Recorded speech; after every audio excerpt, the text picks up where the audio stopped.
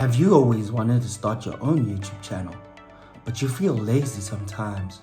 Or you feel like you need to wait for better quality cameras? Do you feel like you need to buy yourself a tripod first? Do you feel like you need to get yourself a ring light first? Do you feel like you need to be famous first and then start your channel?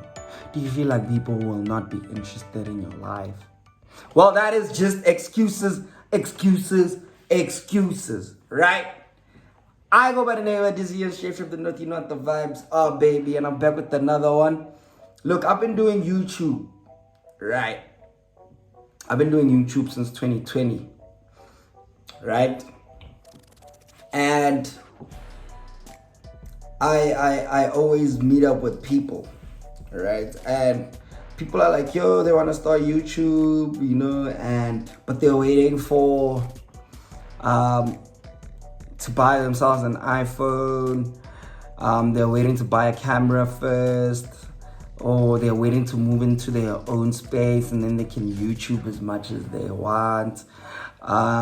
There's like always excuses. Now, let me tell you, right? We're just gonna chat about how hard it is and how easy it is at the same time, right? My first chat is, I am a YouTuber and I want to go into YouTube like full time. Like, I want to do YouTube for like my whole life, right?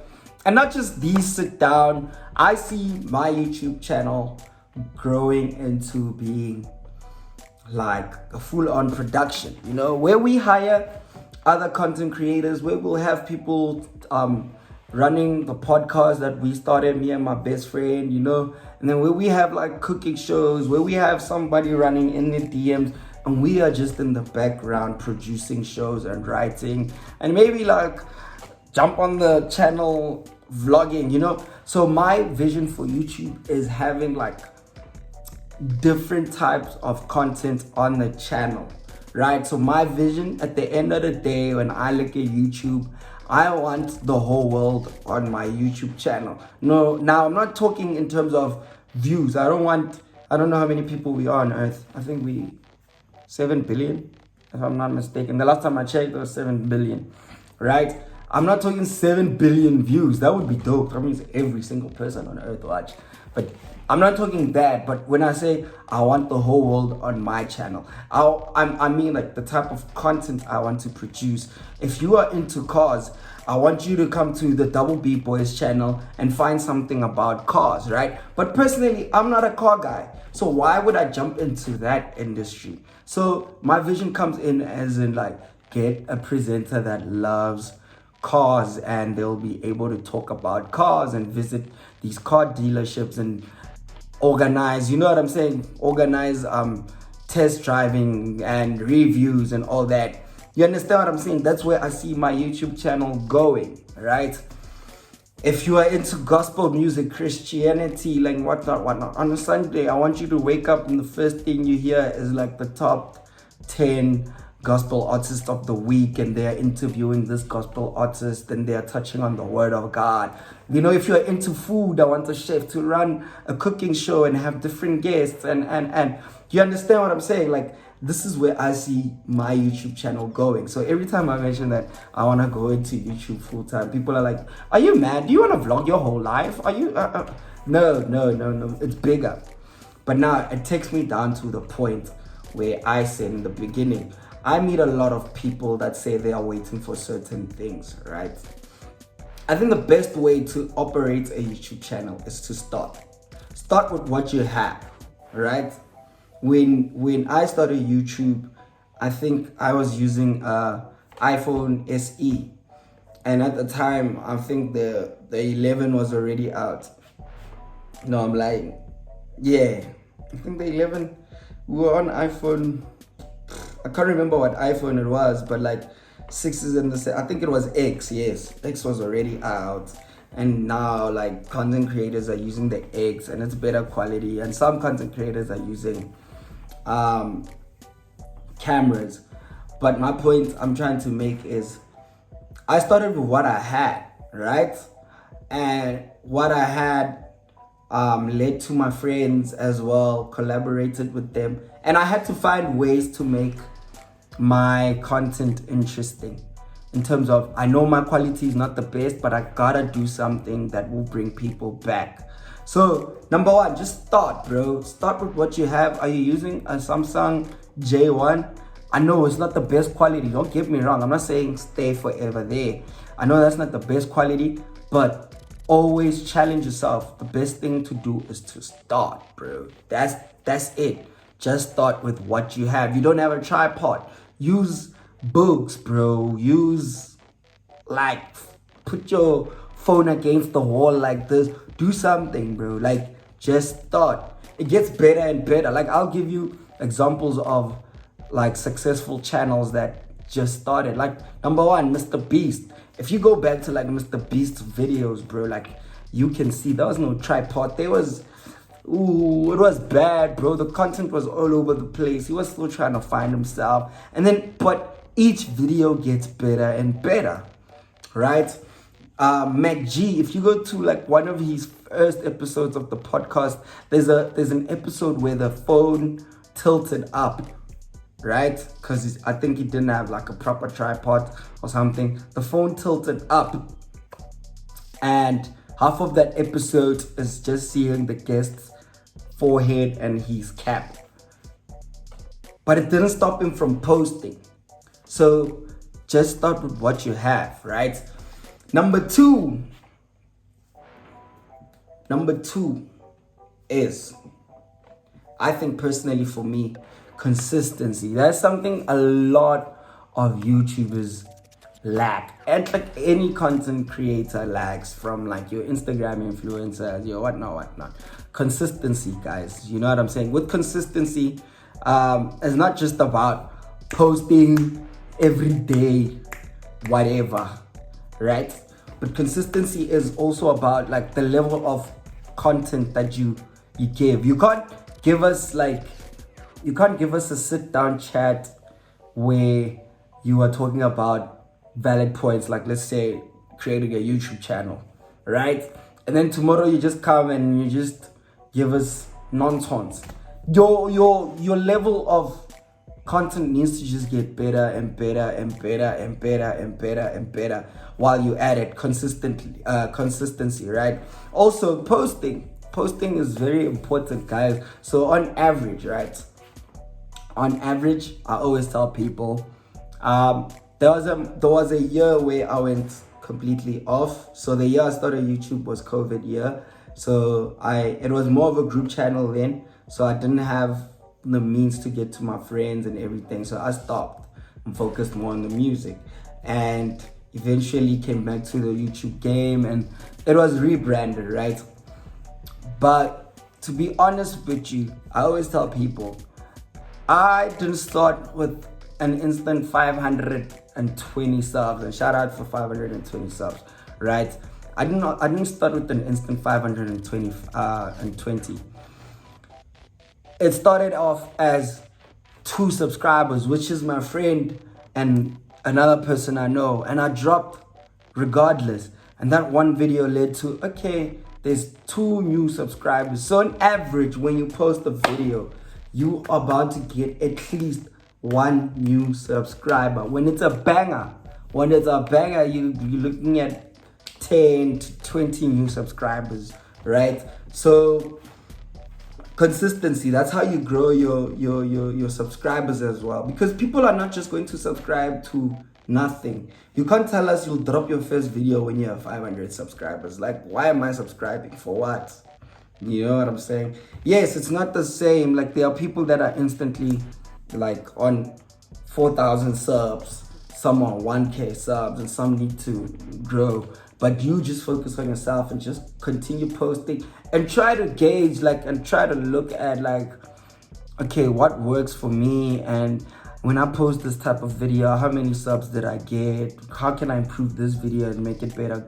You know what I'm saying? Finding your niche as well. Personally, that's something I struggle with, which is point number 3, finding your niche, right? So I've been around like good content creators, And they always advise me like, yo, dude, finding your niche is gonna make it very easier for you to work with brands, for you to grow as well, you know, because you'll be consistent in that thing. But like I said in the beginning of this video, I also want to like create this channel where the whole world can come on, car lovers, food lovers, gossip lovers, you know what I'm saying, actors, whatnot, entertainment in general. So I think for me, it's like exploring and starting all these new things. Like I'm currently working on a cooking show with my best friend, but I don't cook. So obviously when this channel gets monetized and we can hire other young people to come and do what they love and we pay them for that, then the channel. So finding a niche for me is very hard because like I really don't know what people want, but I do the type of content that I wish I could see. So if today I felt no like inspiration to shoot whatever, and I just thought, if I was to get on YouTube and I'm feeling like this, what would motivate me? You know what I'm saying? So since I'm in a position, I might not be like a great YouTuber, yeah, but like for someone that's on 0 and I'm on 520 subs, I know a little bit more than they know, and this video might just help someone. The same way I got a lot of help from like Tato Rampedi, right? Met him and he put me on game and he schooled me and what I should do. So there's different levels to it. I mean, from 0, your first 100 is important. From 100, your 500 is important. From 500, 1,000 is important. 1,000, 10,000 is important, and so and so. So yeah, guys, finding a niche is very important. If you are lucky, like, and you just start and you already know what you want to do, and look, go for it. It might not work and blah blah blah, but you know that, okay, my niche is in the cooking department. Okay, you know. So yeah, finding a niche, that's number 3. I think 4, creating content. Guys, a lot of South African YouTubers recycle or recreate content from like American YouTubers. Now, one thing about me, I'm not really big on like American YouTube, UK YouTube, blah blah blah blah blah. I don't watch it as much because, you know, I don't know, I just have this thing against like watching other creators, because I do support, don't get me wrong, watching other creators from like other countries. I feel like, you know what, we have put so many Americans, and to Americans like that, if there are Americans watching this, because I saw on my YouTube studio analytics, there are a few Americans watching, so shout out, we love you. But like for me personally, I don't think Americans go ham over like any like other country except for their own. So for me, it's like, even with the music, like if you're my friend, if you know me personally, you'll know that I'm more big on the South African hip-hop scene than the American scene. I'm not saying it's bad or anything. I'm just saying, have you seen how they support their own? Why can't we do that to our own? So I don't really watch like a lot of American YouTube, but I do take inspiration from a few, but I watch a whole lot of South African YouTube, right? So like creating content can really be hard, especially if you watch a lot of something, right? So if you're watching King Omar, for example, and you're consuming King Omar on a daily basis, and you start looking at his views, you start looking at the interaction, you start looking at the likes, and you're like, okay, maybe this is what I want. You know what I'm saying? So also like creating content, I always try to like come up with something new, something I've never seen, which can be hard.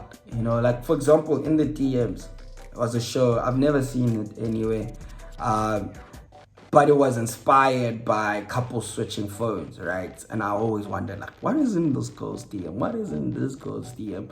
And I wrote a show based on that. So I like to find or to recreate or to create new content that people have never seen, to be creative in general, you need to take some inspiration. You know what I'm saying? So watch the type of content you consume on a daily basis. Like, that can also affect your creative process. So if you are trying to write down something completely new, creating new content, try to take, like, watch American YouTube, watch South Africans, watch and learn the different, and try to come up with your own mixture, whatever.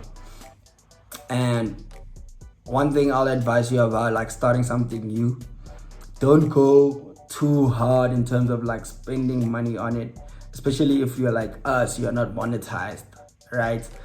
If you believe in it, like I believe in the DMs, I spent a little bit of money in that. I didn't have money, yo guys, I didn't have money when we were shooting in the DM, but I believed in it so much, and it was heartbreaking to see the result. But I also understand we live in a country that is not like, South Africans are not easy onto, like, new stuff unless, like, someone bigger than you does it. Like, I feel like if In the DMs was on, like, King Omar's YouTube page, it was gonna be a banger. You know what I'm saying? I've had good content creators tell me, like, yo, this is a banger, bro. Like, this is it, my boy. Do it again, but, like, shooting it is expensive, right? So, oh, that's another thing.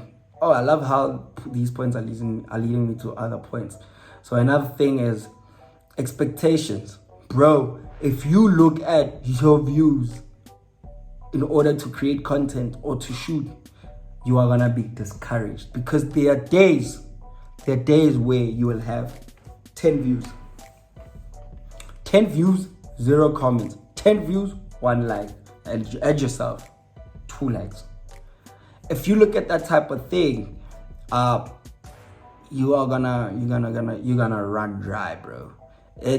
I know sometimes it's really discouraging. Like, when I was shooting in the DMs, I had, like, a certain target of, like, how many views I wanted and whatnot, and I didn't reach that on any of the episodes. I was so heartbroken, but we kept on dropping regardless. You know what I'm saying? So that taught me not to have expectations. If I feel like a video is a banger, I'm gonna put it out. One way or another, whether it gets, like, 1 view and 1 comment, that's cozy. It's out. Just keep on putting out content so that, you know what, you can look back as well when your channel is up to say, yo, dog, before we got to 500 subscribers, we were, like, shooting this and this and that. You know what I'm saying? So don't look at the views. You're gonna be discouraged. Don't look at your subs. You're gonna be discouraged. Don't take motivation from views and subscribers, because it can discourage you. For the longest, we were shooting content for 100 subscribers, but only 30 would watch.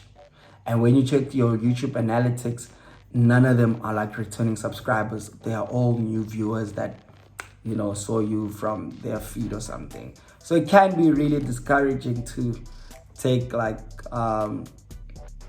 more inspiration from your views and subs. So try to push and look at your long-term goal. You know what I'm saying? Look at your long-term goal and run for that and never look back. You know what I'm saying? I think last but not least, I think your why will give you drive. Your why will be the reason why you set up your camera, why you start with your Samsung J1, why you start with your iPhone 6, why you start with your iPhone 11, whatever the case may be, why you're not starting with the camera, why. Your why will be the push to you putting your phone on top of different books for a tripod and continue shooting. Your why will be the reason why you continue shooting even when you get 10 views. You know what I'm saying? So find why you want to do this. And I think if your why is so important to you, then you will definitely run and see the end goal, regardless of how things may look on the YouTube scene. Try different stuff like collabos as well. Like collaborations really help you gain knowledge from other YouTubers, whether they are big or small. There's something you'll take out of other content creators. I've learned that a lot with most of my collabos. So collaborate and learn and open up and research and see and how you can edit your videos and like YouTube is for everybody. I always say this, like I always say to everyone, YouTube is for everybody. We have guys that fix cars, we have guys that shoot, that talk about guns, we have guys that clean gardens, we have guys that clean windows.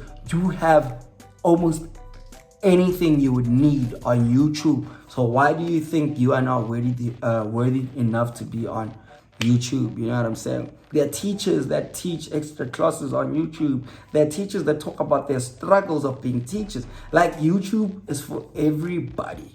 You know what I'm saying? Eventually, it can make you money. I'm not saying leave your job and be like me and want to be a full-time YouTuber, but in the long run, you can make a good, easy 5, 2, 3K. You know what I'm saying? Just start, and eventually it will grow into being like something that creates money for you, and you're doing it for fun. You know what I'm saying? You don't have to have like a green screen. That will come with time. Use your room. Use your daylight. You know what I'm saying? If you don't have a ring light, there's a lot. My point is, just start and continue going, because I don't think you will quit her.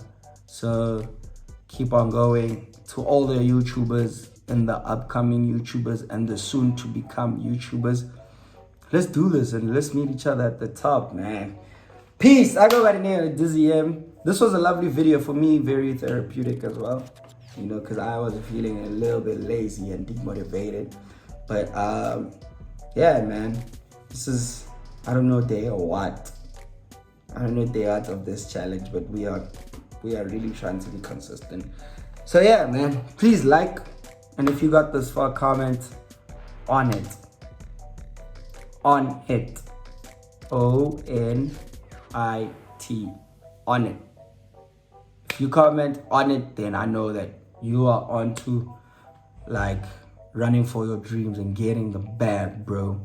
It's 2024 soon. Let's get that bag, man. Push. Open a YouTube channel. Start that business. Start with whatever you have. Eventually it will make sense. Peace.